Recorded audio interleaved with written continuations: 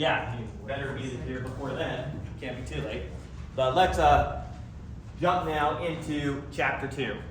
So chapter 1 probably felt like it was a bit fast-paced if you weren't already familiar with a lot of that material. It was just meant to be a quick, let's review all the math that you were expected to come across before you came across this course. So that's what chapter 1 was doing. If it felt fast-paced, that was to be expected for some of you who haven't done as many of the courses. And now with chapter 2, we're jumping into calculus proper. So quickly, going to give you a high-level view now of how this class is going to go from here. In calculus, there's pretty much 4 basic ideas. That's the idea of a limit, the idea of continuity, the idea of a derivative, and the idea of an integral. And I'll try and give you intuition for what each of these is really quick. So chapter 2 now is called limits and continuity. So in chapter 2, we're going to be doing these 2 things. In chapter 3, we give you derivatives. Chapter 4 is applications of derivatives. Chapter 5, we cover integrals. Chapter 6 is applications of integrals. And that's what you would cover in a standard Calc 1 course. We're going to add on to that one more chapter, chapter 7, covering differential equations if we have time for it. So give you intuition for each of these. Now, all these other things are defined in terms of limits. So the most important idea for you to understand is a limit.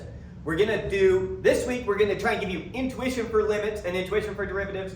Next week, we're going to give you a precise definition of a limit. And that definition is the hard definition of calculus. So, should be a bit easier this week. So, limits, intuitively, what is a limit? Let's look at this function that I have to the side here, this piecewise function.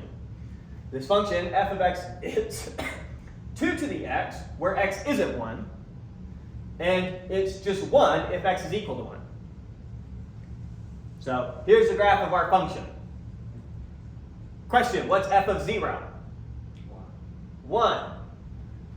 Because it's just 2 to the 0, which is 1. What's f of negative 1? 2 to the negative 1. What's 2 to the negative 1?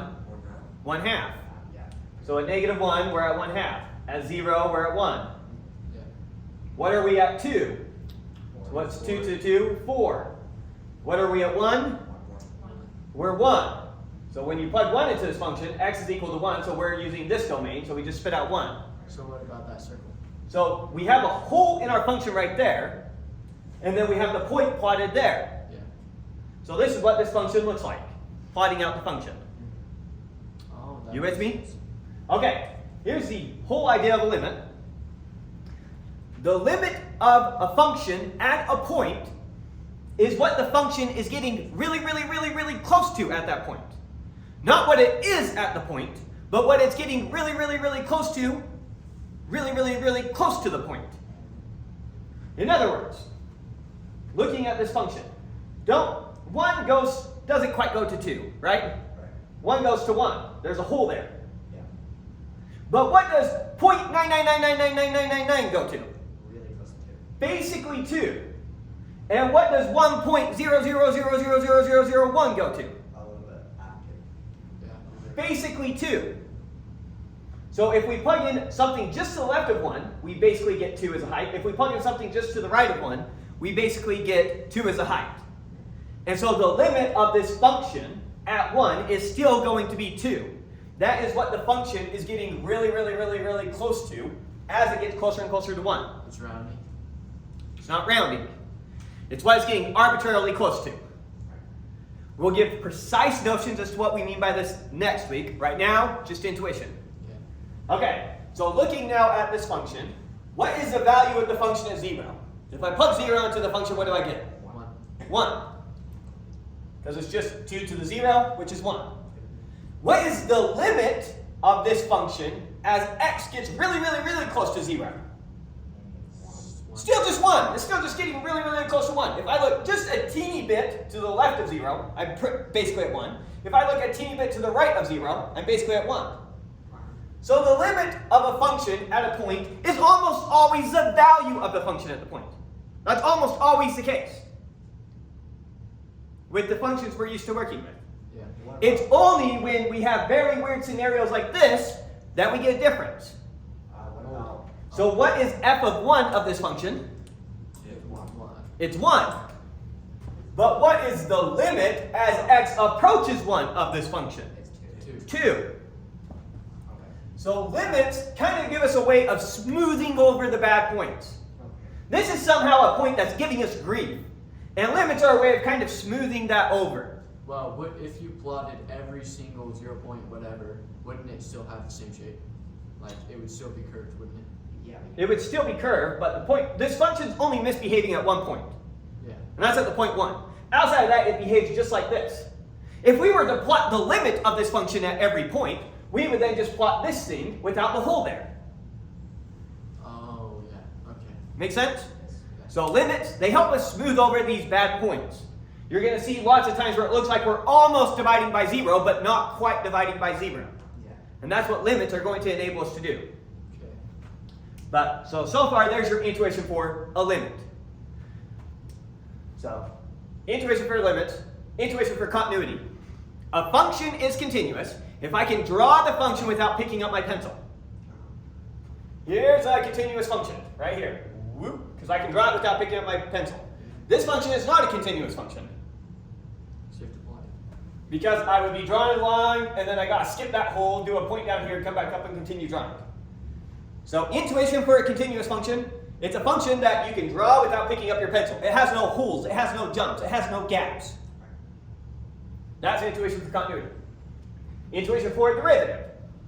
The derivative of a function at a point is just a slope of the function at that point.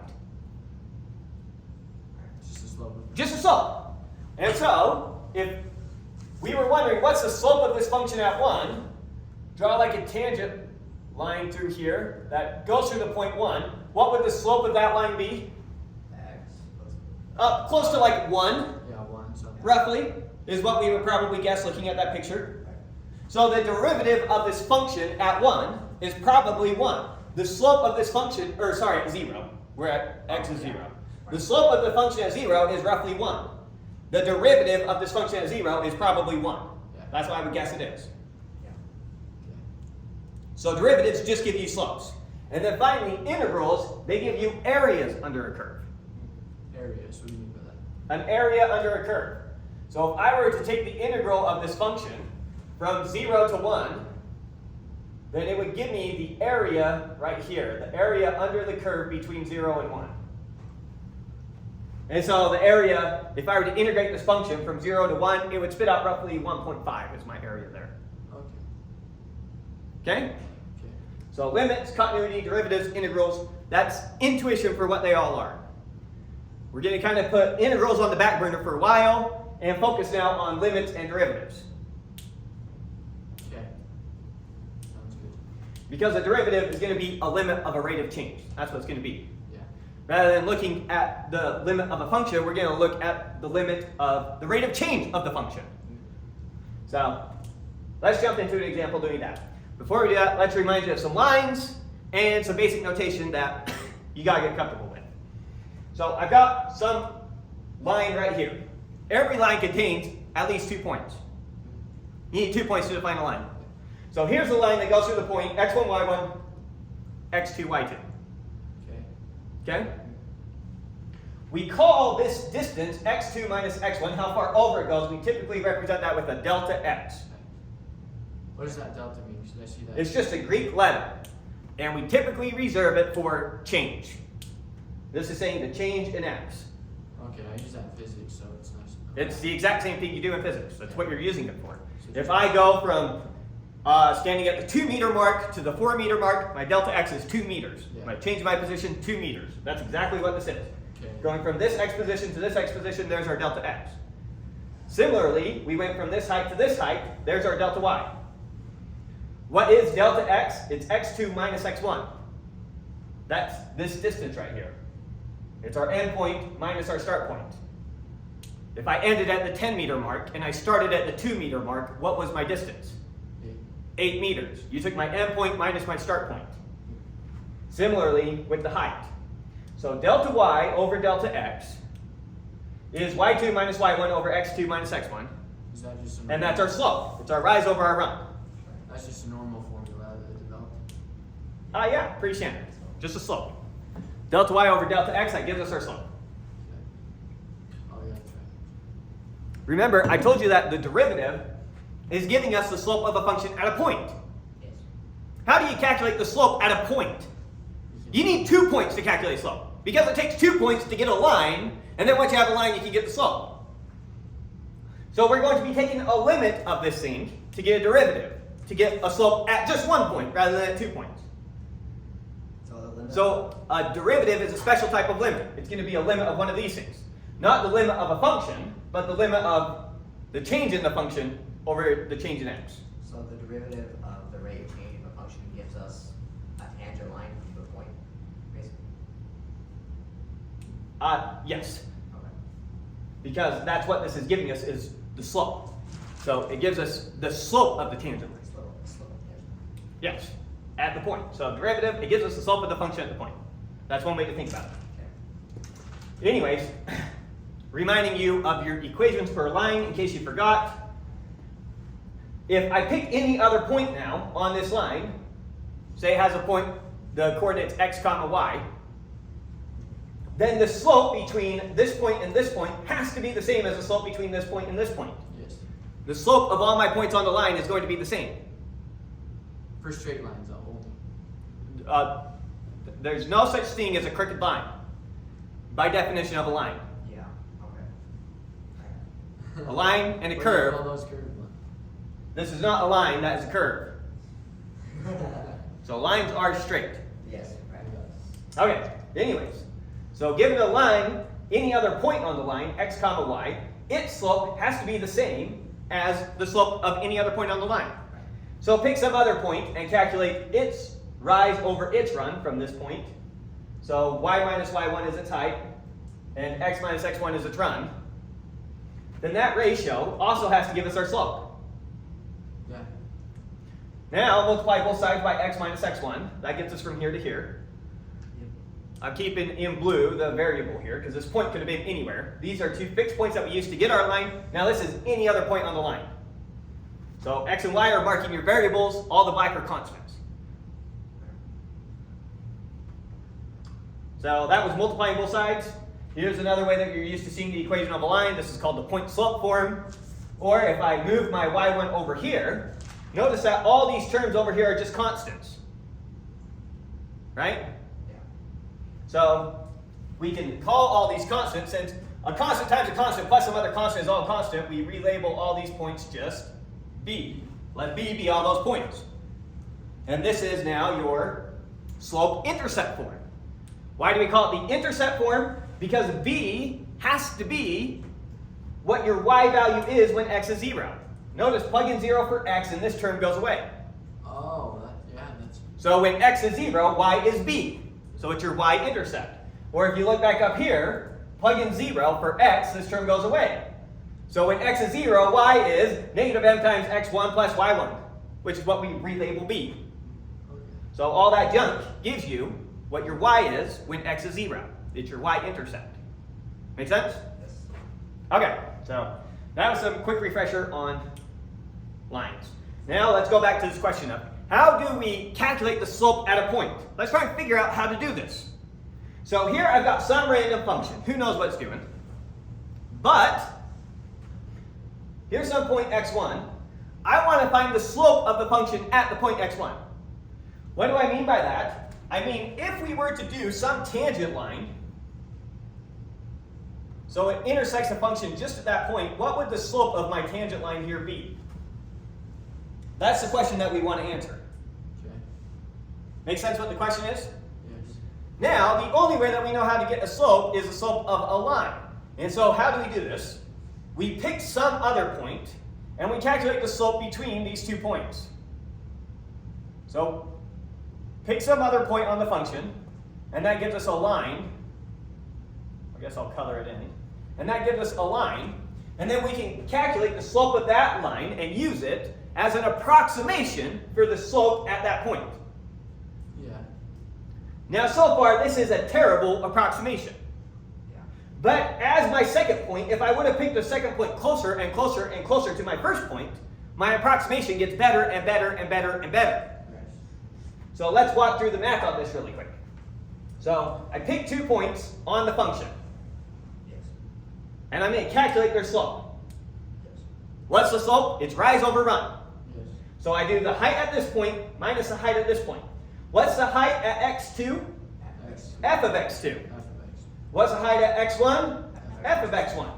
So the slope of this function is just going to be f of x2 minus f of x1 over x2 minus x1. Rise over run. You with me so far? Pretty straightforward. Okay. Now, if we let delta x be the distance between them, so delta x is this distance. It's x2 minus x1. Okay. It's the distance between them. So just going to replace the x2 minus x1 with delta x, same thing. With me? And then up here, notice that x2 is the same thing as x1 plus the distance between them. Right. Wait, can you say that? x2 is the same thing as x1 plus the distance between them. Yes. If I'm 5 meters ahead of you, what's my position? It's your position plus 5 meters. Oh, yeah, I can. So x2 is x1 plus the distance between them, delta x. Yeah. So I'm replacing x2 with x1 plus delta x. We got everyone. Oh, thank you. Put those out of your mind. So this is giving me the slope, right? Yes. Yes. Okay, now we know that this slope gives us a better approximation of the slope exactly as at x1 as the distance between x1 and x2 gets smaller and smaller. So I shouldn't pick an x2 there, I should pick an x2 closer and closer and closer to x1. And my approximation gets better and better and better. So in other words, as my delta x goes to 0, as the distance between them goes to 0, my function gets closer and closer to giving me a perfect slope at that point. Yes. Right? And so that's what we do to calculate a derivative. We take the limit of this thing as delta x goes to 0. That's what we're going to do. Isn't that dividing by 0? Isn't that dividing by 0? Yeah, 0 breaks this function. And limits somehow enable us to keep working with it anyways. And we'll see that. So, let's go through a concrete case. So the big idea is that the slope of some function f at the point x1 is the limit as delta x goes to 0 of this function. Exactly what we have written here. That's the big idea. That's how you calculate the slope of a function at a point. Here is the slope of a function at the point x1. Is that true for every Well, function? you can't. That's true for every divide by function. 0. Huh? You can't divide by 0. Can't divide by 0. All right, so we're in trouble, but does this equation make sense? Yes. The equation does, yeah. Okay, perfect. We're going to use it. Let's see what happens. Okay. And I'm not going to use anything crazy. I'm going to use stuff that you already know how to do. I'm just going to plug into this function. So concrete case. Here's some concrete function, right? We're going to pick a point. We're going to pick the point 1, and we're going to find the slope of the function at the point 1. Okay. So I'm going to find the slope right here. Looking at the function, what do we expect the slope to be roughly? 2-ish, maybe. 2-ish, maybe 1. My picture is going to lie somewhat, but somewhere in that ballpark, Okay. right? Yeah. And let's actually calculate it just using this equation. Now, before I take the limit, I'm just going to rewrite this part of the equation. You with me? So, I know that my slope at 1 is going to be f of, what's the point we care about? It's the point 1. Remember, x1 represented the point where we were looking for our slope.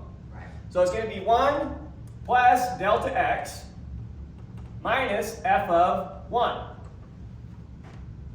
all over delta x. With me so far? Yes, sir.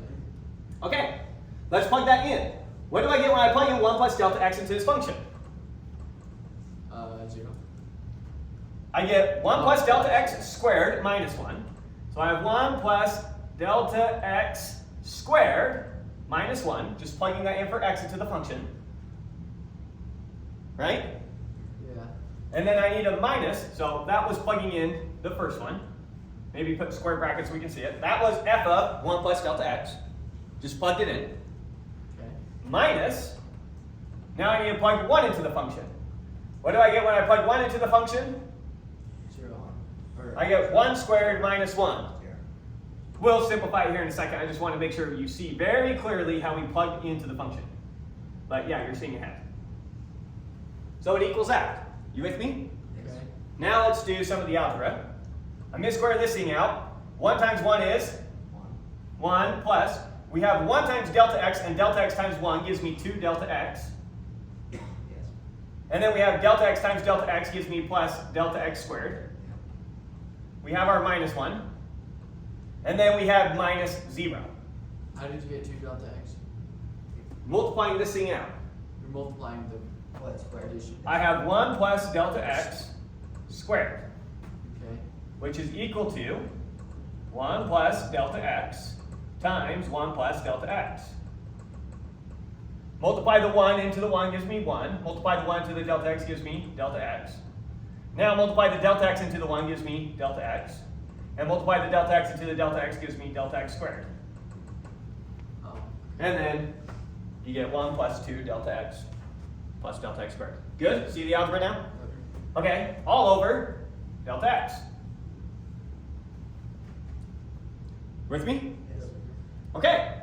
Now, what happens to the 1 and the minus 1? They cancel out. They cancel out, so I'm just going to erase them. With me so far? And now I can cancel out delta x top and bottom. Yes. So you get delta x. And so I get 2 plus delta x. Ah. Where'd the delta x squared go? Alright, one more step. This is equal to, factor delta x out of both these terms. So I get delta x times 2 plus delta x Oh, gotcha. over delta x. Yeah. Now cancel out delta x top and bottom, and we're left with 2 plus delta x. Yes. Everyone see it? Yes. Yep. Okay, now our slope is going to be the limit as delta x approaches 0. Yes. So now we need to take the limit as delta x approaches 0 of that thing. So now the limit as delta x approaches 0 of 2 plus delta x, what is that? It's 2. It's just 2. As delta x gets absurdly close to 0, this sum gets absurdly close to 2. Yes. Okay. How did you even figure out it was 2 to begin with? Like the estimate? Just by looking at the picture, it was a guess. Oh. Just by thinking, if I were to draw a tangent line through here, what's the slope of that line? 2-ish. We guessed. Yeah. Okay. Just making sure that we had some intuition for what we were doing. Because you need to get comfortable with what we call sanity checks. If we came out with a negative number, we know we screwed up somewhere along the way. And we went blindly right on our test, -3 or whatever. We know that should be in the ballpark of 1, 2, somewhere around there. Yeah. And so, yay, worked with our intuition. Look at that. We just barely found the exact slope at that point. Yeah, but it's so like substituting the 0 in for last is cheating. But yeah. This gets arbitrarily close to 2, as delta x gets arbitrarily close to 0. It never hits 0. Yeah. That's what I'm saying. So how many decimal places do you care about?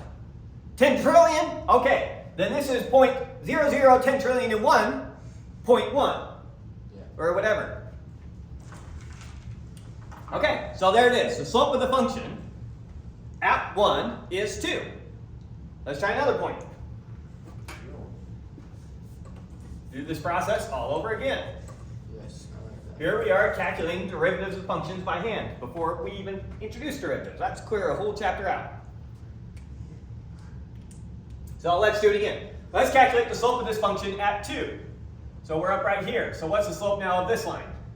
It's 1 to 4. A lot steeper. A lot steeper. Yeah, 1 to 4. 4? Might be even steeper than that. I don't know. Hard to just get it from pictures now because my picture could be lying a lot. Yeah. I'd still fix. Right? I wouldn't be surprised if the slope came out 16. I wouldn't be surprised if the slope came out 4. Yeah. Yeah. Okay, so let's actually just calculate what the slope is. The slope of our function is going to be the limit as delta x approaches 0 of this thing. f of, what's the point we care about? 2. 2 this time. So f of 2 plus delta x minus f of 2 all over delta x. Yes. There's a limit we're trying to calculate. And this is going to be equal to the limit as delta x goes to 0 of, let's plug in. I'm going to do some of the algebra in my head now for a second. So I'm going to take that and square it. So taking this piece and squaring it gives us 4 plus 4 delta x plus delta x squared. Yes. The 2 times 2 gives us 4, 2 times delta x, and delta x times 2 gives us 4 delta x, and then the delta x squared gives us delta x squared. Yes. Still need my minus 1. So I'm just plug that into that so far as what I've done. You see that?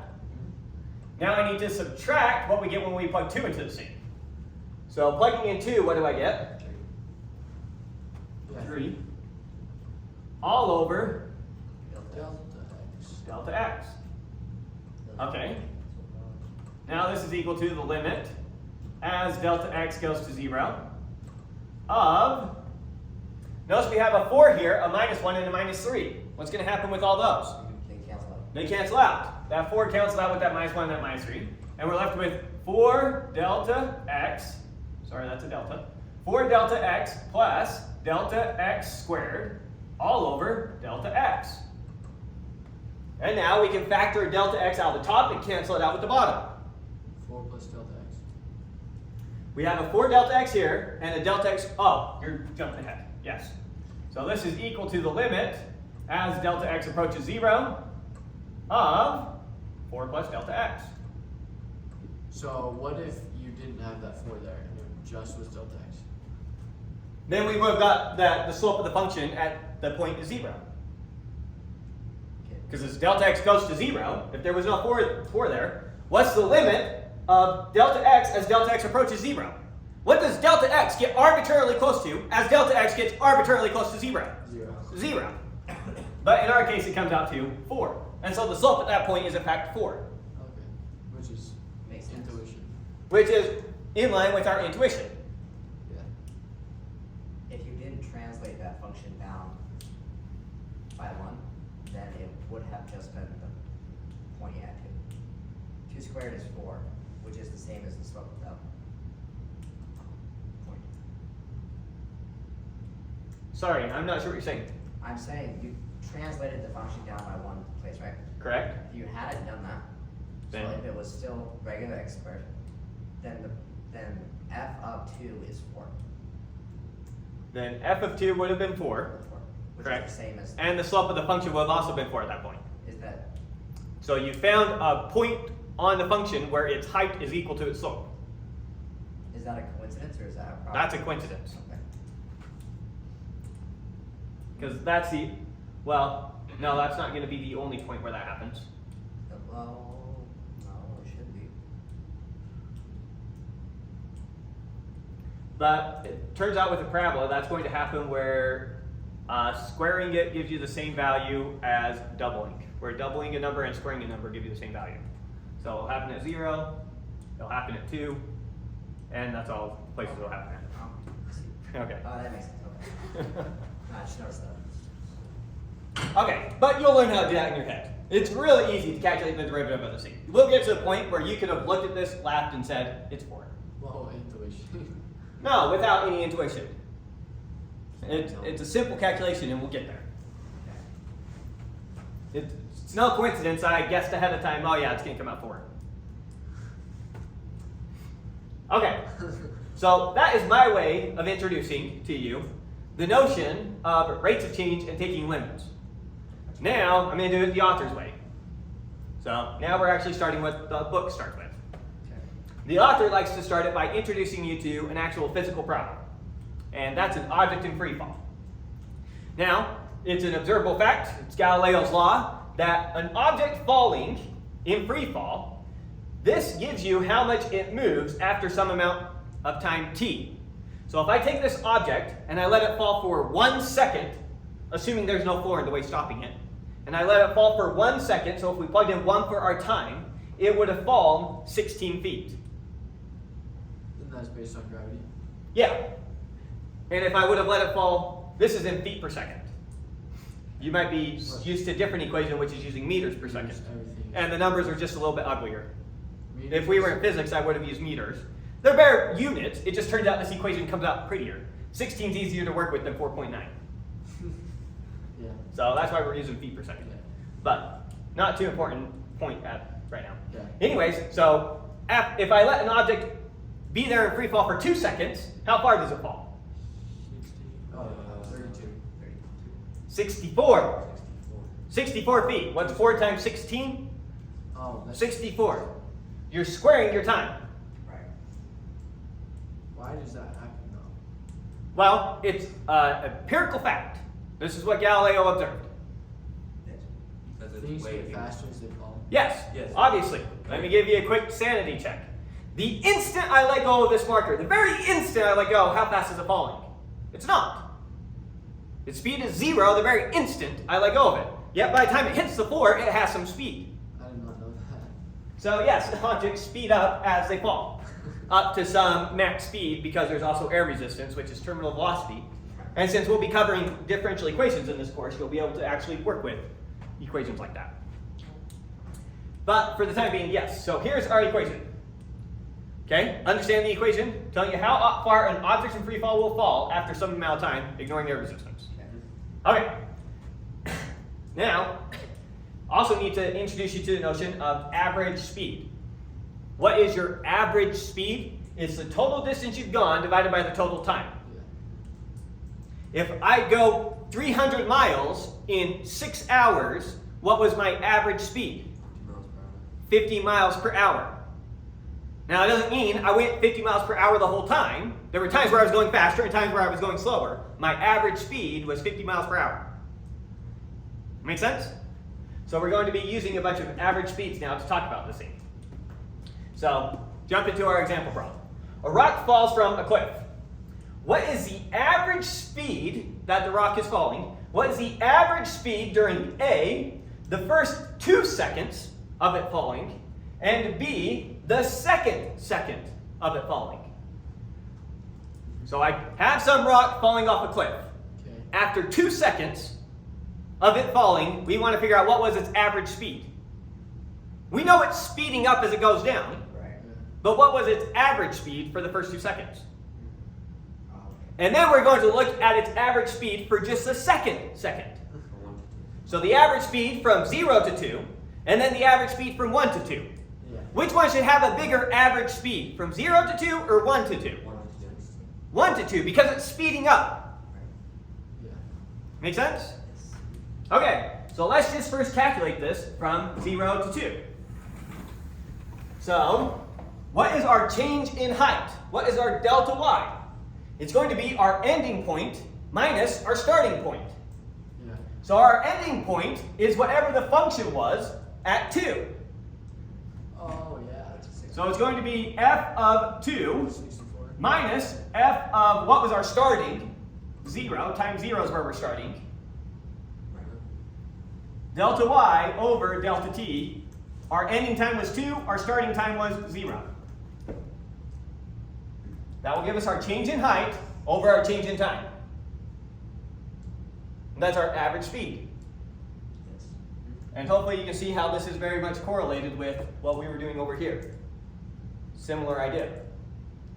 Right. That's the entire answer. Well, no, we gotta calculate it. So what is f of 2? 64. Yeah. 64. Minus, what's f of 0? 0. Or 60. 0. Oh, times it, yeah. Yep. All over, what's 2 minus 0? 2. And so this comes out 232. 32. Everyone see the 32?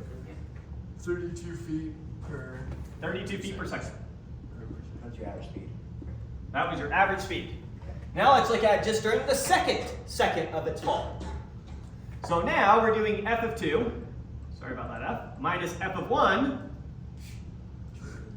minus f of 1, all over 2 minus 1. Right? F of 2 is still 64. Minus, what's f of 1? 16. 16. All over, what's 2 minus 1? 1. And this is equal to 64 minus 16 is 60. You can do that. 48. 48 divided by 1 is 48. 48 feet per second. So how do you determine it's the ending position subtract the starting position? Yes, just like what we were doing here. Your ending height minus your starting height. But Your ending x minus your starting x. Your ending height minus your starting height. And your ending time minus your starting time. Same mathematics, two different scenarios. Okay. Right? Yes. Change in height over change in time gives you average speed. Change in height over change in x gives you average slope, you could say. Okay, and so we're going to upgrade to now asking, how fast was this object falling at a particular time? Okay. What is its speed at a particular time? What is its exact speed after going for 2 seconds? That's going to be our next question. So we've been doing ranges of time up to now? Yeah, so far we've been doing a range of time. Similar thing. The only way I can give you your average speed is if I give you some distance over time. But what the time interval we're using is 0. What's your distance over 0? 0. No. We're in trouble. And so, it's the same thing when we were trying to find a slope using a line that had delta x as 0. We're going to do a similar thing as our delta t goes to 0, our change in time goes to 0, and take a limit again to get an instantaneous speed. Getting an instantaneous slope here is identical to getting an instantaneous speed here. And if you were to graph this function, the slope of this function is the speed. That's what it gives you. It's how it's changing. And the speed is how your position is changing. All right, so going to switch now to the author's notation. I hate this notation, but it is now the common notation. I don't know when this switch occurred. Sometime in like early 2000s, I think, is when it became commonplace. I don't know. I like delta y's and delta t's. That's not what the author uses. So, here's the way that we would describe this. What is delta y? It's your change in y after some delta t. So you have some initial time. Sorry, I used t naught down here. Up here we used x1. And I also called that t naught. So this is now a physics problem, so I'm in physics brain mode. In physics, we put our starting one, we give it the subscript 0 instead of 1, Right.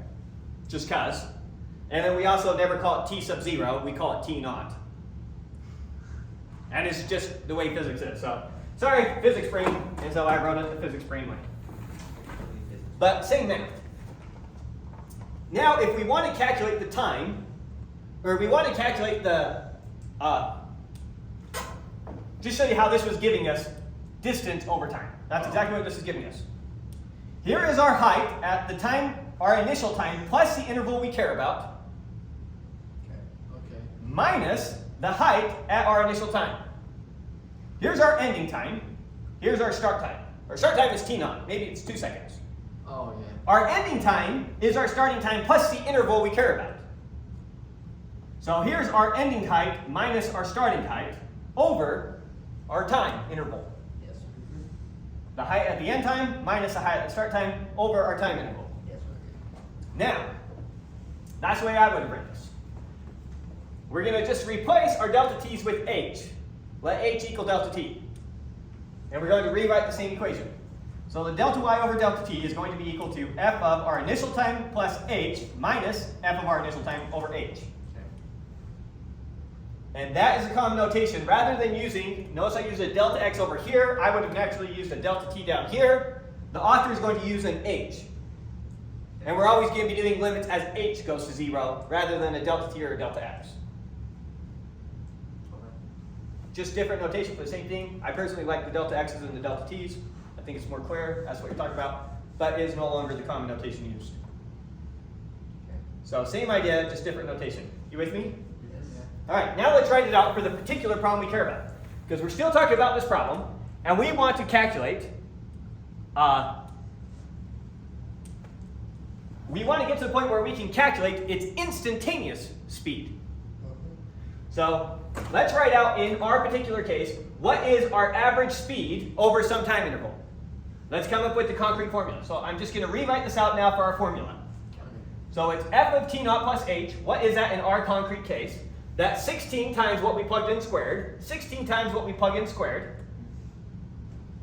minus 16 times what we plugged in squared, again, all over h. You with me? Yes. So this equation right here gives us our change in height over time, over the time interval that we care about. Okay. You with me? Okay, so we are going to find the speed that this object is falling at when the time is equal to 1 and when the time is equal to 2. So after 1 second, exactly how fast is it falling? And after 2 seconds, exactly how fast is it falling? Now the author went through the time of making a little table for us to help us see what these numbers are approaching. Okay. So this is plugging in. If we plug in t naught 1 in this equation, and we use h is 1, our time interval is 1, and we were to calculate it out, then we would get our answer is 48. In other words, if we do our starting time is 1 second, and we use an interval of 1 second, then our average speed over that next second is 48 feet per second, which is exactly what we calculated here. Yeah, yes. Yeah. This right here is exactly what you get when you plug in 1 for t naught and 1 for h. Yes. Right? Yep. Yeah. Makes sense. But we don't want to calculate it over that whole second. We want to find your average speed over just a teeny small amount of time. And that will give us almost your instantaneous speed during that time. So if we would have instead used 0.1 for our h, and still 1 for our time, so we want to find out what exactly is your speed after 1 second, then we would have gotten 33.6. And instead we would have used h as 0.01 and plugged it in, we would have gotten 32.16.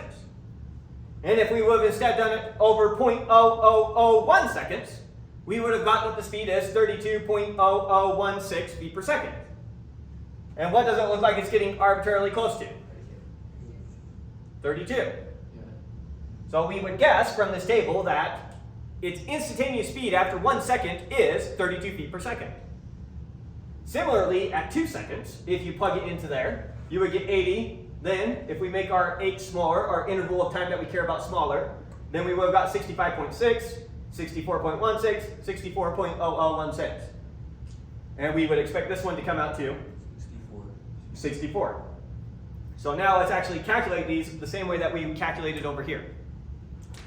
So what is my instantaneous rate of change after 1 second? That is going to be the limit as h approaches 0. Remember, h now is a time interval that we care about. Yes. And we want our time intervals to get really, really small. Of, what's the time that we care about? 1 and 2 seconds. 1 second. 1 second. So I'm replacing my t naught here with 1. Yes. Yeah. So that's going to be 16 times 1 squared. Yes. Oh, no. No. Sorry. What? Yeah. 16 times 1 plus h squared Yeah. minus 16 times 1 squared all over h. Sorry, sloped up as I wrote. Yeah. That makes sense so far what we plugged in? Good. All right, now let's just start doing the algebra. So this is equal to the limit as h approaches 0 of, distributing that out, I'm going to get, maybe I'll do it in 2 steps. I'll multiply all this out first. 1 times 1 is 1 plus 1 times h is h times 1 is h, so we have 2 h's, plus h squared. That's in parentheses, and then we have minus 16 all over h. Follow the algebra? Yes. Just multiplied out that term. Okay, now we can distribute our 16 through. So this is going to be equal to the limit as h approaches 0 of, multiply out the 16, we get 16 plus 32h plus 16h squared minus 16 all over h. Follow the algebra? Yeah. Just multiply through the 16. Now, notice that we have 16 and minus 16. That's up. Those cancel out. And so we're left with, this is the limit as h approaches 0 of 32h plus 16h squared all over h. Now what do we know we can do? After the h out, Yeah, divide the h out top and bottom. Oh yeah, that's we right. get 32 plus h. And so we get the limit as h approaches 0 of 32 plus h, which is equal, or 32 plus 16h plus 16h. And what does that approach as h gets really, really close to 0? 32. Now as h gets really, really close to 1, as h gets really, really close to 0. And so, surprise, surprise, came out to 32. Who saw it coming? Do your constants cancel out every time? Like the 16s, are they going to cancel out for every function? In this case, yes. Is that not true? Is that true for every function?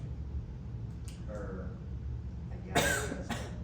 I don't know. I'd have to think about it. But in our case, yes, that constant term is going to cancel out every time, and there's going to be some way of getting the h out of the denominator. So let's repeat this again, using 2, just to see the process again. All right, so restarting, maybe we'll even ignore that equation. Let's pretend we just got this on our test, and we're trying to think, how do we do this? Find the speed of the rock at exactly 2 seconds. What is that going to be? I know that that is going to be the limit as h approaches 0 of whatever my function is at the time I care about, 2, plus our small interval, minus f of our function at whatever time I care about, 2, all over h. Right? And now we plug in. So this is equal to the limit as h approaches 0 of, what was the actual function that we care about? It's this function. So I'm plugging into this function. So I'm going to get 16 times this thing squared, the thing that we're plugging in squared. Plus h squared. Right? So what is 2 plus h all squared? That's going to be 2 times 2 is 4 plus, we get 2 times h, and h times 2 gives us 4 h's plus h squared. And then we have minus, what do I get when I plug 2 into that thing? 64. 64. All over h still. You with me? Yes. Okay, and that is equal to the limit as h approaches 0 of 16 times 4 is going to be 64 plus 16 times 4h is going to be 64h Plus 16h squared. plus 16h squared minus 64 all over h. And this is going to be equal to the 64 and the negative 64 cancel out. You see that? Yes. H's go out. So it's equal to. And so we're left with 64 plus 16h, Yes. which is equal to, 64 as h approaches 0. this is equal to the limit as h approaches 0, of 64 plus 16h, Which is 64. which is equal to 64. And that's using average speed, distance, and time for the very first. Yeah, we took our average speed over our time interval, and we took the limit as our time interval gets stupid small. Isn't that distance not average speed? This is your displacement over time. Yeah. Displacement over time is your average speed. Distance over. Distance over time, displacement, distance, same thing. Displacement and distance are the same. They are in this class. We're not going to be doing physics where we have back and forth movements. Yeah. So yeah, for the purposes of this problem, yeah, it gives you the distance. Okay, that makes sense? And you can see, by the way, where these 0.16s were coming from. They were coming from this 16h. Because what if h wasn't 0? What if we used h was 0.01? You get. Plug in 0.01 for h, and you get 64 plus 0.16. 64 plus 0.16. If you plug in 0.01 for h. And that's why. So as h approaches 0, it goes to exactly 64. But if you were to plug in your different values for h here, since this is the case where we plugged in 2 for our initial time, you'd get these numbers. Wow, that's so cool. Makes sense. Make sense? Yes. Okay. Now our definition, and hopefully you're ready for it now. The average rate of change of some function y equals f of x with respect to some variable x over some interval x1 to x2 is delta y over delta x, which is the same thing as f of x1 plus h minus f of x1 over h, where h is the distance of our interval. Yes. But that's just time. Well, In this case, it was time. In this case, it was x coordinates. We've shown you two different examples using the exact same thinking. Yeah. And in both cases, what were we doing? We were calculating the average rate of change of our function with respect to some variable. We were looking at the average change of height with respect to our displacement in the x direction, or our average change of height with respect to time is our two concrete examples. Same math though. Yeah. All right. and that's your derivative. We'll give the exact definition of a derivative clear in chapter 3. This is just giving you early access to these ideas, early intuition for them. Okay. Let it start sinking in. Okay. So now let's do another concrete example. Let's find the slope of y equals negative x squared at the point 2, negative 4. So, graph this function really quick to help us get intuition for it. This is going to be a parabola pointing downwards. Yes. So here's our point 0, 0.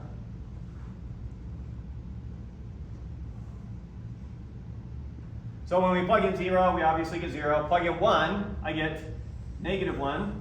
Plug in negative 1, I get negative 1. Plug in 2, 2 squared is 4, so negative 4. Yep. And, oops, negative 4. And then plug in negative 2. Negative 2 squared is 4, make it negative is negative 4. And so this is a parabola pointing down. Something like that. With me? Yes. Okay. Our problem was to calculate the slope of this parabola at the point 2, negative 4. So 2, negative 4, that's this point. So we're looking for the slope at that point. So draw some tangent line through it. We're looking for the slope of that tangent line. What should that slope of that tangent line be, roughly, looking at the picture? 1 to 2. Negative 4. It better be negative, because we're going down. And so, yeah, negative 4 is a good guess. Somewhere around negative 4. Spoiler, it's going to be exactly negative 4. Okay. I like these questions. Huh? I like these ones. All right. So now let's calculate it. How are we going to calculate this? What we care about is the limit as h goes to 0 of, what's the point we care about? 2. It's not negative 4 that we care about. What are we plugging into our function? What's the point we're plugging in that we care about? That's 2. So it's going to be f of 2 plus h minus f of 2 all over h. With me? So this is going to be the limit as h approaches 0 of f of 2 plus h. So I'm going to square I'm going to do 2 plus h squared and then make it negative. Okay. So 2 times 2 is 4. 4, but make it negative. Then we have 2h, and h times 2 gives us 4h, but make it negative. And then we have h times h is h squared, make it negative. Okay. You follow the algebra there? Yes. I took that and plugged it in for x squared and then made it all negative. Yes. Okay. Minus what we get when we plug in 2. What do I get if I plug 2 into that? Negative 4. I get negative 4. So minus negative 4 is the same thing as plus 4. Yes. All over h. You with me? Yes. Now, we'll just keep our brackets like that. Terrible notation, but I don't want to rewrite my limit. What's negative 4 plus 4? 0. 0. And so we're left with negative 4h minus h squared Over h. all over h. And that's what we're taking our limit of, right? Yes.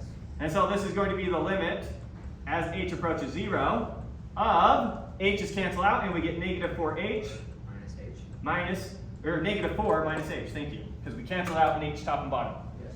Okay, so we get a minus 4 minus h. Take the limit of that as h approaches 0, and we get minus 4, Makes sense. which is what we expected. Okay? Lots of concrete examples. Okay. moving on to the next section now, focusing a little bit more on limits and bad points. Let's look at a function here. We're looking at the function x squared minus 1 over x minus 1. What is the value of the function at 1? It's going to be the. What do you get when you plug in 1? Oh, undefined. It's undefined Divided by 0. because you're dividing by 0.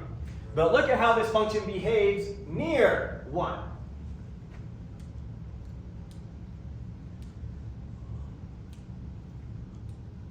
If you were to plug 0.9 into that, you'd get 1.9.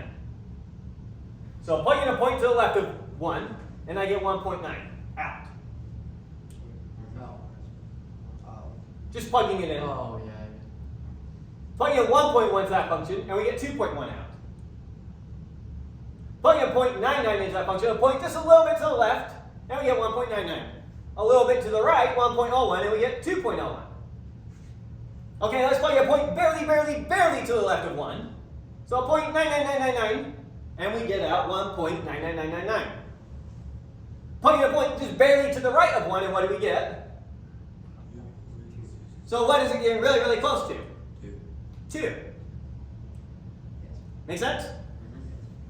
So our big question is going to be, what is the limit of this function as x approaches 1?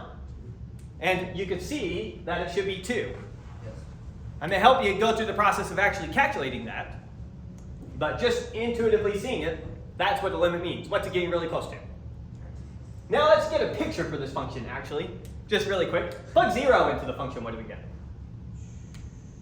Negative You get 1. 1. You get 1. You get negative 1 over negative 1, which is 1.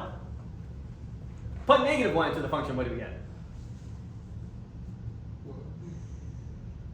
What's negative 1 squared? You get 0. Oh, you get 0. You get 0.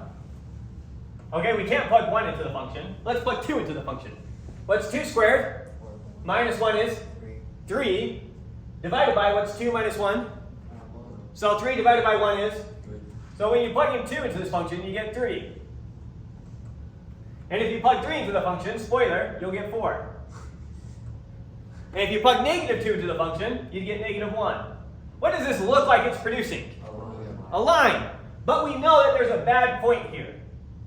There's some bad point right here that isn't behaving well. And if we were to be careful and plot out this whole thing, then what would we get? We'd get a function that looks like this. Doop. And it's like it just has a hole in it. This function's only misbehaving at one point. But just because the function doesn't have a value there doesn't mean we can't take the limit of the function there. Right. So the limit enables us to deal with that bad point. So even though the function doesn't have a value there, it still has a limit there. I'm going to help you see, obviously looking at this picture, how obviously it's that line. Make it jump right out at you. Yeah. And we'll see it here in a second. So x squared, what are we trying to do? We're trying to calculate the limit as x approaches 1. Yes. So this is different from the limits we were doing over here. Over here we were doing limits of these special rise over run problems. Now I'm just doing the limit of a function at a point. I'm not doing the limit of f at some future point minus f at a previous point divided by some distance. I'm just taking the limit of this function at a point. Remind ourselves, what is the limit of this function at 0? It's 1. It's just going to be 1. Remember, when you're taking a limit of a function, almost always the limit just spits out the value. It's only at these weird points that the limit gives you something where a value doesn't. Okay, so we want to take the limit of this function as x approaches 1 of our function. Our function is x squared minus 1 over x minus 1. Now we can't just plug in 1 because then we're dividing by 0. So this is going to be equal to, though, the limit as x approaches 1 of, in our top here, this is the difference of squares. Hopefully you remember how to factor that. X minus 1, x plus 1, all over x minus 1. Which cancels out. And now you see that we have an x minus 1 top and bottom. And I can cancel those out. How am I justified in canceling these out? Because when I'm taking the limit as x approaches 1, x is never actually 1. It's just really close to 1. So we're never actually dividing by 0 when we use a limit. And so I'm not canceling out 0 top and bottom. I'm canceling out a really small number top and bottom. Yeah. Okay, and so this is now equal to the limit as x approaches 1 of this function x plus 1. And that gives us the limit. Of 2. In this case, it gives us 2. Right?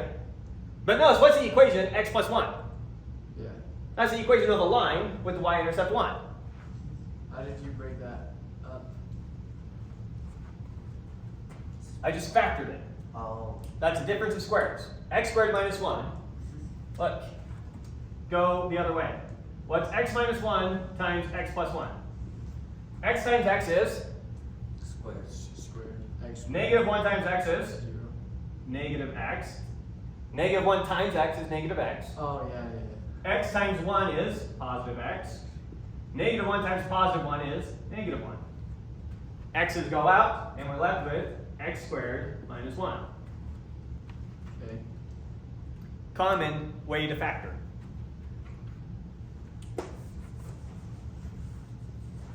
I don't know why I'm erasing that. It didn't even matter that we were taking the limit of this thing as x approaches 1.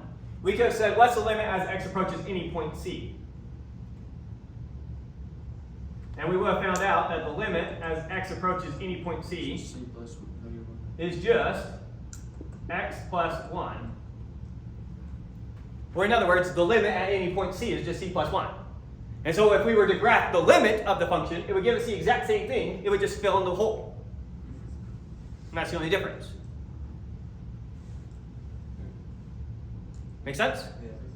And so how did I instantly know that that was a line? I just instantly saw in my head, oh, it has x minus 1, counting those out. The equation is just x plus 1. You know, that all this is doing, adding the x minus 1 top and bottom, is giving us one bad point.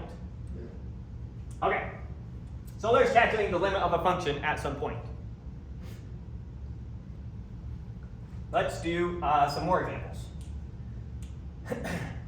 So, couple function, here's f of x is equal to x plus 1. That's just this line, except for with that hole filled in.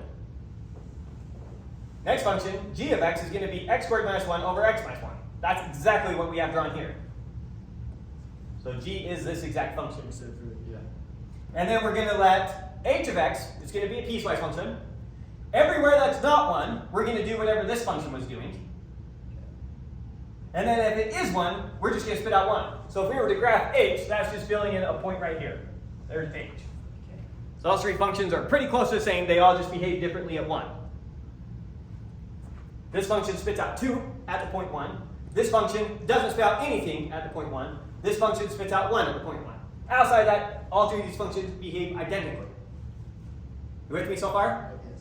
Okay. Question. What is f of 1? What do I get if I plug 1 into that function? 2. 2. What do I get if I plug 1 into g? It is undefined. Undefined. Can't do it. What do I get if I plug 1 into h? 1. However, what is the limit as x approaches 1 of f of x? 2. Can you restate that? Sorry.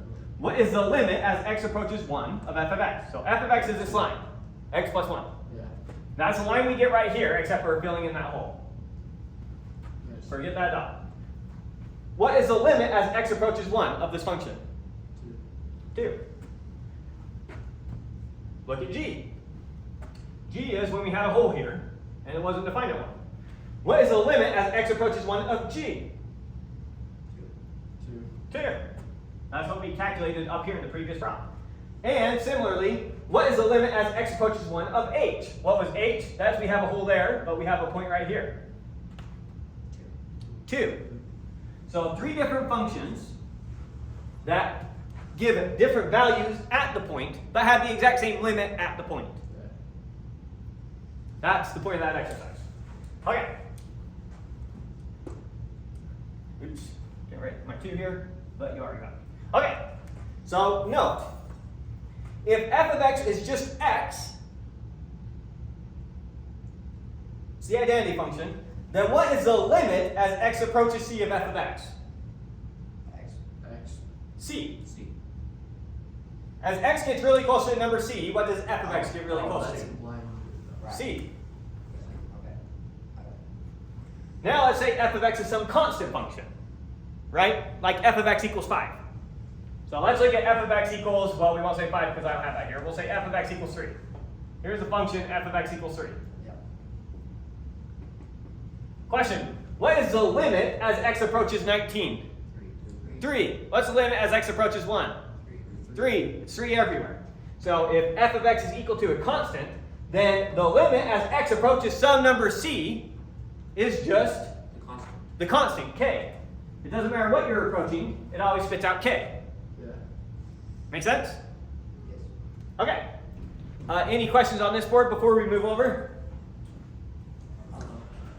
Higher got green. Just finish. Is this short? It's shorter.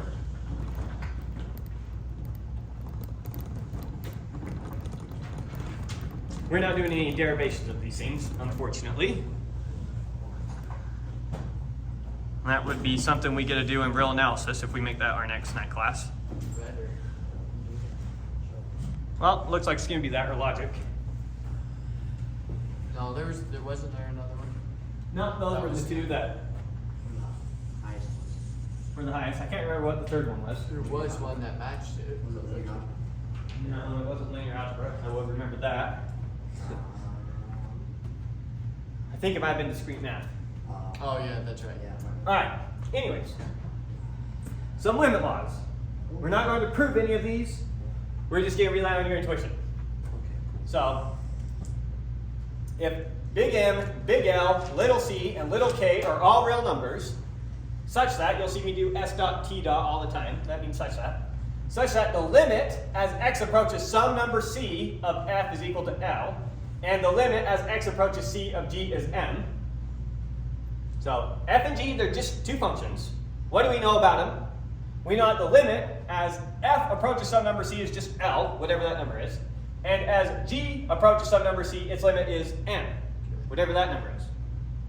So far, if m and L, c and k are real numbers such that the limit as x approaches c of f is L, and the limit as x approaches that same point c of g is m, then what is the limit as x approaches c of f plus g?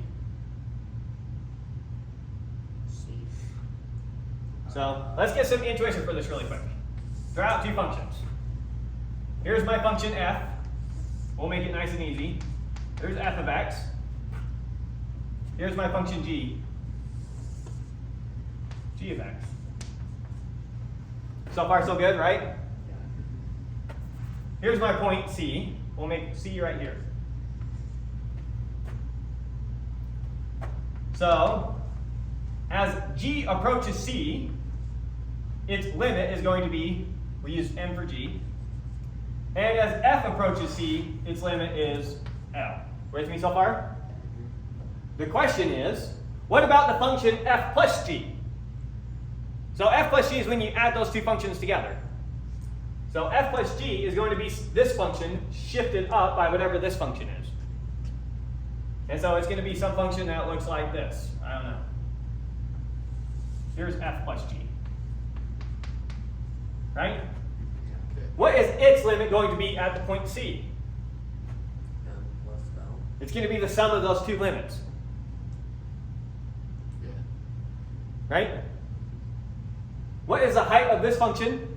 It's the height of this function. What's the height of this function? Make sense? Yep. Now, if those functions happen to have holes there, that doesn't really change anything. Yeah. Make sense? Okay. That's what we're saying here. So we're looking at the function f plus g. What is its limit as x approaches c? And we're saying it's just L plus m. What this is saying to us mathematically is that you can take a limit inside and apply it to each of the functions you're adding. We say that the limit of the sum of the functions is equal to the sum of the limits of the function. And what is the limit as x approaches c of f? That is L. That's what we mean by L. What is L? It's the limit as x approaches c of f. And what is M? It is the limit as x approaches c of g. Oh, yeah. So the limit of f plus g is equal to the limit of f plus the limit of g, which is L plus M. So the way that we say that is, and you'll get used to me saying this 100 times, remember that the limit of a sum is the sum of the limits. Make sense? Similarly, the limit of a difference is the difference of the, why did I put C there? N is equal to the difference of the limits. Similarly, if I take some function and I multiply it by a constant, what's that going to do to its limit at some point? It's just going to multiply it by the same constant. So the limit of a constant times a function is equal to the constant of the limit of the function. Constant times the limit of the function. In other words, you can pull constants out of limits. The constant doesn't change how you evaluate the limit. As long as you still multiply it in the end. So you can pull constants out of limits. That makes sense. So you can distribute limits over sums, you can distribute limits over differences, you can pull constants out of limits. This one says that the limit of the product is equal to the product of the limits. Okay. This one says that the limit of the quotient is equal to the quotient of the limits, as long as m is not 0. Your g cannot be approaching 0, otherwise we're in trouble, because then we're dividing by 0. Your limit of a function to some power n is the same thing as taking the limit and then raising it to the power. So I can pull that power outside the limit. And then same thing with your radical. If I take the limit of the nth root of f, that's the same thing as the nth root of the limit of f. Which makes sense. So those are your limit rules. Unfortunately, we're not proving any of those. We're just going to use them.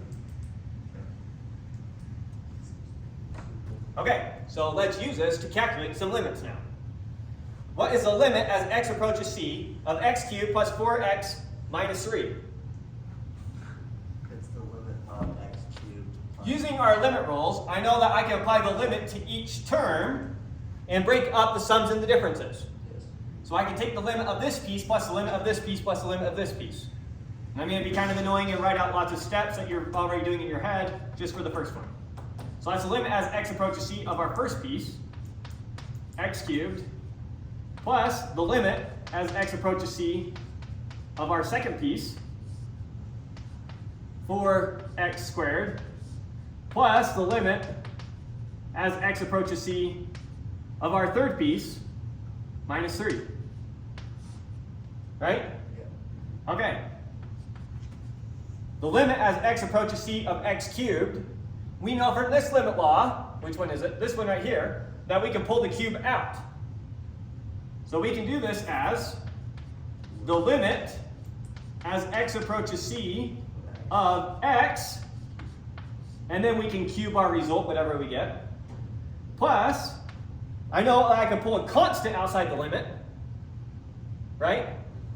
So this is 4 times the limit as x approaches c of x squared, but I can also pull the squared out, so I'm going to do x squared plus, what is the limit of a constant? We already talked about that over there as our last note. It's just a constant, so we already know that this is minus 3. Okay, finally using our last note over there, we said what is the limit of x? C. As x approaches c, what's the limit of x? Just c. C. That's the last thing we said over there. Remember my last 2 notes. So the limit as x approaches c of x is just c. Now apply the cube. Plus 4 times the limit as x approaches c of x is just c. Now apply the squared. Minus 3. And there is the limit of this function as x approaches c. Cool. Now you probably could have just said that and guessed it. The point is I wanted you to see how we were using each of the rules. Yeah. Make sense? Okay. Now I don't think we need to write out all the rules that carefully again. I think for the most part you can see it. This was just c cubed plus 4c squared minus 3. What is the limit of this function going to be as x approaches c?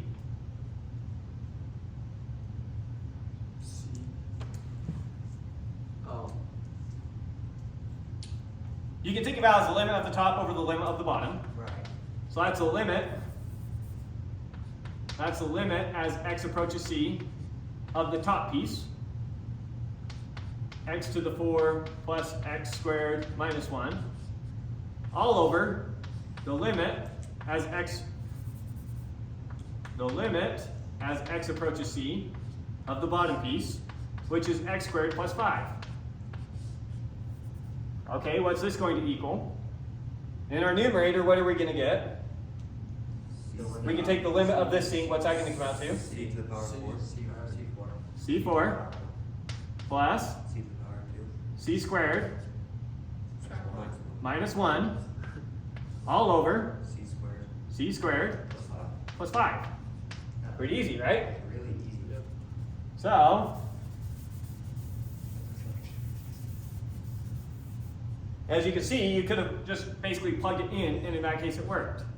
C to the 4 plus c squared minus 1 all over c squared plus 5. And you do that anyway. Let's see. So for this one, is it going to be the same thing? Yep. We can do the radical last, so let's do the limit of this piece. What's the limit of this piece? 4C squared. 4c squared. What's the limit of this piece? Minus 3. Minus 3. And then we can take the radical after the limits. Oh, So it works. so it works. Does it always work? Yes. So our next theorem, again, unfortunately, we won't be proving this. It'd have to be an inductive proof, and you don't know how to do proof by induction. But if p of x is expressible this way, as some constant times x to the n plus some constant times x to the n minus 1, dot, dot, dot, some constant times x plus some constant, or in other words, if it's a polynomial, then the limit as x approaches c of that polynomial is just what you get when you plug c into the polynomial. It's just going to be that constant times c to the n plus that constant times c to the n minus 1 plus dot, dot, dot, that constant times c plus some constant, which is exactly what we did over here. Take that, just plug in c for your polynomial. This right here is a polynomial, just plug in c, and that works as your limit. Our next theorem that we also will not be proving. If p is a polynomial and q is a polynomial, so if p and q are polynomials, and q is not equal to 0 at the point c, then the limit as x approaches c of p over q is just p of c over q of c. And you can just plug it in, which is exactly what we did right here. Make sense? Yeah. Okay. Let's do some more examples. That was just some picture for the other thing. We're doing these examples. Okay, so let's look at this one. Let's take the limit as x approaches 1. That's a polynomial over polynomial. I can just plug in 1. So what's it going to be? C cubed plus 4. 1 cubed plus 4 times 1 squared minus 3 all over 1 squared plus 1. Oh. That's just plugging it in, right? When it's all said and done, what does it come out to? We have 1 plus 4 is 5 minus 3 is 2 over 2 is equal to 1. So the limit of this function as x approaches 1 is just 1. Okay, that worked. Let's try this one. Okay. Plug in 1 to the top, we get 1 plus 1 minus 2 is 0 over 1 minus 1 is 0. Well, shoot. Can't just plug in 1. That gets us in trouble. Remember, we can only plug in 1 if the denominator doesn't evaluate to 0 at 1. Right. Now what do we do? You have to calculate it. Get rid of the plus. No, you do not get out your calculator and start plugging in points. Let's see, we have x squared plus x minus 2. Does that look familiar? Can that be factored? Can we rewrite that as x times something, x? So let's see, add it together gives us 1, multiply together gives us negative 2. Negative 2 or 2 and negative 1. Positive 2, negative 1. Right? Yeah. Factoring that. looking for two numbers that added together give us a coefficient of this, which is 1, and multiplied together give us -2. Oh. Because look at what happens. What's x times x? X squared. We're going to have a 2 times x and a -1 times x. Yeah. So we're going to have 2 x's and -1 x's. Add those together gives us 1x. Yeah. So that's why those two numbers added together have to give you the coefficient of this thing. And then finally, this number comes from multiplying those two together. Okay. What about this thing? We have x squared minus x. Can we factor that? Yeah. Yeah, obviously we can pull an x out of both those things. That will be equal to x times x minus 1. And so this is equal to the limit as x approaches 1 of our numerator, which is x plus 2 over x minus 1 all over x times x minus 1. Right? And now, since x is never actually 1, we're never actually divided by 0, and so we can cross that out with that, and we get that this is the limit as x approaches 1 of x plus 2 over x. And now what does that equal? 3. We get 3 over 1 is 3. That's cheating math. No, it's not cheating. What did we do that was cheating? Avoided the real answer. Won't give me the real answer. If you were to graph this function, it would have had a hole at the point 1. Yeah. But the limit avoids the hole. That's the point of the limit, is to get around these bad points somehow. Make sense? Yeah. All right, let's try this last one. Here's a more challenging one. Let's take the limit as x approaches 0 of that thing. Obviously, you can't just plug in 0 because you're dividing by 0. X times x. Can we simplify that one? Can you simplify the radical? No. Common trick when you've got a radical, common thing to do to manipulate it is to multiply by its Stuff. conjugate. You haven't done that before? What is the conjugate? The conjugate, it's the same thing except for flip the sign here. Oh, yeah. All right, so I'm just going to rewrite this thing. So we're going to take this, which is x squared plus 100, and we have it minus 10, over x squared. And I'm going to multiply it top and bottom by this thing's conjugate, which is going to be the square root of x squared plus 100 plus 10. And what I do to the top, I have to do to the bottom, otherwise I'm cheating. Because I have to be multiplying this expression by 1. So I'm multiplying it by 1, so I'm not changing it. You with me? Yep. Now why do we flip the sign here? You're going to notice it makes all our radicals go away. Because we're going to have negative 10 of these and positive 10 of these. And those will cancel out. And you'll be left with this term times this term and this term times this term. And the radical times the radical gets rid of the radical. You see that?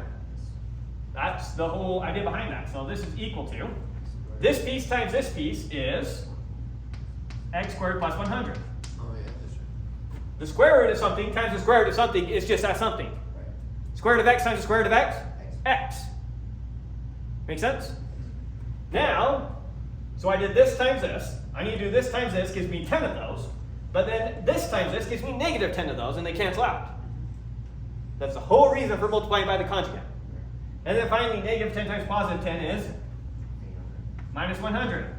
And now you see it was no accident that the author gave us the problem this way. It's being really nice, giving us very pretty numbers. All over in the denominator, what do we get? We get x squared times whatever this thing is.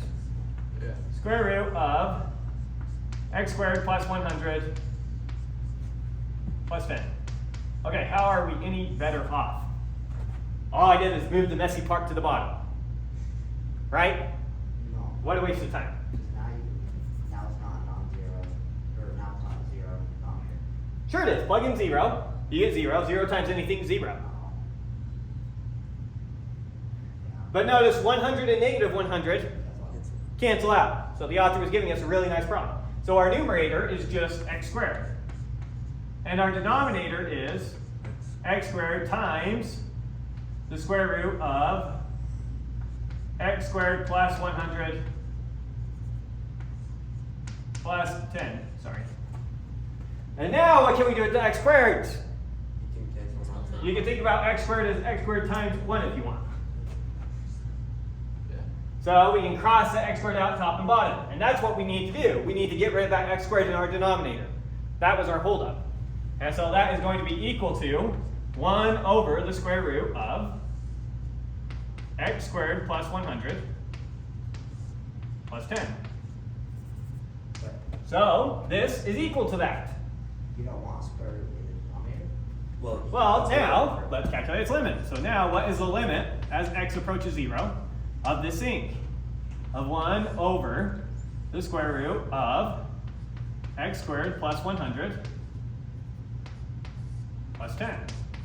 What do I get if I plug in 0?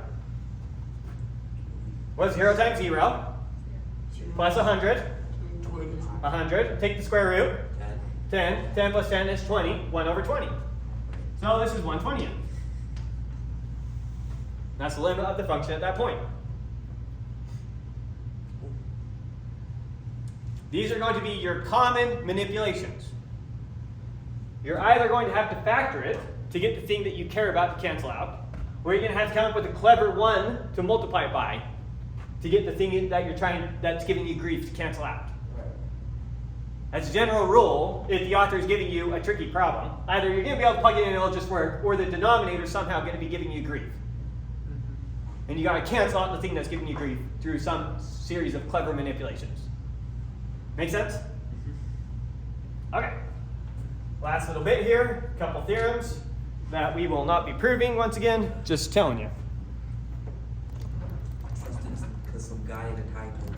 Trust it, because some guy in a tie told you. That is exactly right. This isn't geometry. You don't get to question everything. You have to just deal with it. Okay. Theorem 4. Suppose that we've got three functions, g, f, and h. And g is always less than or equal to f, and f is always less than or equal to h for all the points x in some open interval containing a point c. So we've got these functions defined on some domain. It's an open interval. Why we'd care if we were proving it. In that open interval is a point c somewhere. So we've got these three functions. They're defined on some interval. That interval contains a point c. Open interval so that c can't be the endpoint in our domain. That has to be points to the left of it and to the right of it. Okay. So let me say this one more time. Suppose that g is less than or equal to f is less than or equal to h for all x in some open interval containing c, except possibly at c itself. And also suppose that the limit as x approaches c of g is L, and the limit as x approaches c of h is L. Then the limit as x approaches c of f is going to be L. This is often called the squeeze theorem. In other words, if I've got some function f here, and I'm trying to find its limit at some point, and I know the limit of h, and h is always bigger than f, and I know the limit of g, and g is always less than or equal to f, and h and g have the same value for their limit at that point, then f has to have the same value for its limit at that point, because it's squeezed between them. That's intuition for what it's saying here, pictorially.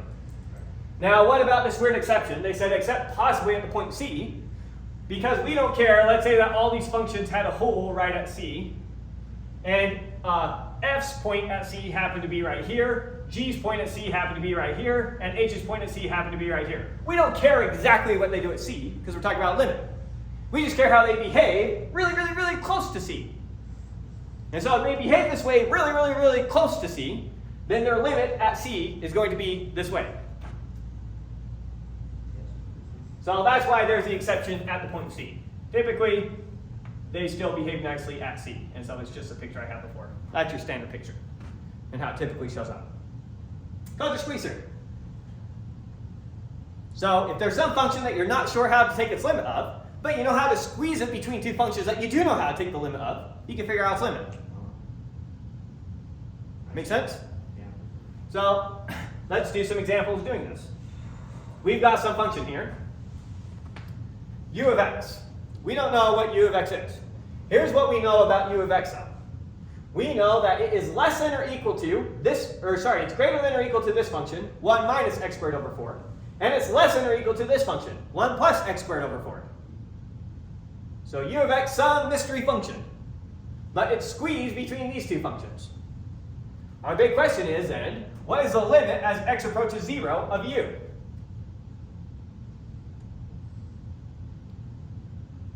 Well, first off, what do we get when we plug 0 into this function? 1. So what's the limit of this function as x approaches 0? 1. What's the limit of this function as x approaches 0? 1. And u is squeezed between them. So use 1. So we know that the limit as x approaches 0 of u of x is just 1. It's that simple. Let's do some more interesting examples that we might actually care about. Let's show that the limit as x approaches 0 of sine of x is equal to 0. How on earth are we going to prove that? You might remember last week that we showed you that negative the absolute value of an angle is less than or equal to the sine of theta is less than or equal to the absolute value of theta. You remember that inequality, one of the last things we proved? Yes. Because really quick, re-give you the picture for where that comes from. If we've got our unit circle, so that's 1, and we've got some angle theta here, then this arc length, since we're on the unit circle, is also theta. Right? Kind of too small. Theta is our angle there, just keep track of that. Sine of x is our height here. Sine of theta is, our height here. If you look at this triangle, our height here is definitely less than the hypotenuse of this triangle, is definitely less than this arc length. Yes. So sine of theta is less than its arc length. That's where it came from. And then 1 minus cosine is the next one we're going to use. That was this distance. But for now, focusing on sine. Okay, so sine of theta is squeezed between these two things. What is the limit of this as theta approaches 0? 0. As theta gets really, really close to 0, what is the negative absolute value of 0? 0. What about this? 0. And sine is squeezed between them. So the limit as theta approaches 0 of sine of theta is 0. Because we were able to sandwich it between two things that definitely went to 0. Make sense? Let's try another one. Let's look at the limit as x approaches 0 for cosine. And see that gives us 1. Again, from last week, what did we prove? We proved that negative theta is less than or equal to cosine of theta. It's 1 minus. It's 1 minus cosine theta. Yes, 1 minus cosine theta, thank you. 1 minus cosine of theta It's less than. is less than or equal to Yeah. That's the value. absolute value of theta. How's going to be the easiest way to see this?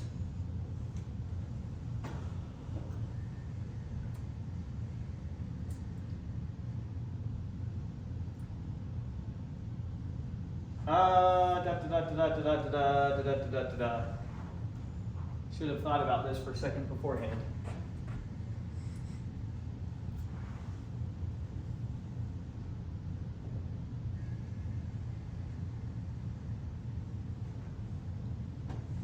Well, we could just work with it. Not quite the way I want to, but you'll still see it. So, what is the limit as this thing approaches 0? 0. So take the limit of all these things now. So now I'm going to do the limit as theta approaches 0. Over here we get 0. Has to be less than or equal to the limit of this thing as theta approaches 0. Of this whole thing, whatever it is. And that has to be less than or equal to the limit as theta approaches 0 of this thing. 0. So then I know the limit as theta approaches 0 of this whole thing has to be 0. So the limit as theta approaches 0 of 1 minus cosine of theta has to equal 0. What is the limit of this piece? What's the limit of the constant? The constant. Just 1. And then I can think about cosine as negative 1 times cosine, right? So I can rewrite this whole expression as 1, taking the limit of that thing, minus the limit as theta approaches 0 of cosine of theta is equal to 0. Now move this to the other side, and I get that its limit is equal to 1. Just add that to both sides. Yes. You see it? Yeah. Okay, so we proved that the cosine as x approaches 0, cosine of x is just 1. Good? Okay, and our final one. If the limit as x approaches c of the absolute value of f of x is equal to 0, then the limit as x approaches c of f is just 0. How do we know that? Because we know that negative the absolute value of f of x is always less than or equal to f of x is always less than or equal to the absolute value of f of x.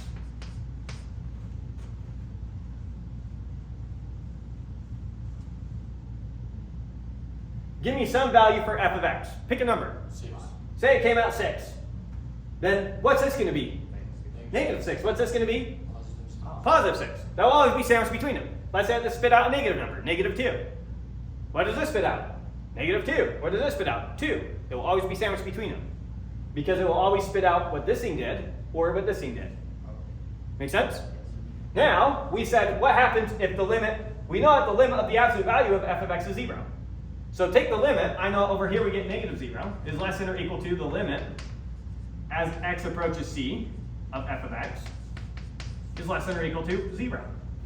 And so it has to be 0. So there we go. That makes sense. All right, last theorem. It's going to sound very similar to what we just did. If f is less than or equal to g for all x in some open interval containing c, except possibly at the point x equal to c itself. Remember, we don't really care what happens at c, just really, really close. And if the limit of f and g exist as x approaches c, then the limit as x approaches c of f has to be less than or equal to the limit as x approaches c of g. In other words, if f is always less than or equal to g, the limit of f has to always be less than or equal to the limit of g. Except at the point c itself, who cares what happens at those points? Maybe it's a hole, maybe it's whatever. Yeah. Make sense? Okay, that's it for material. So go ahead, take your break, get a drink. When you come back, we'll start your test.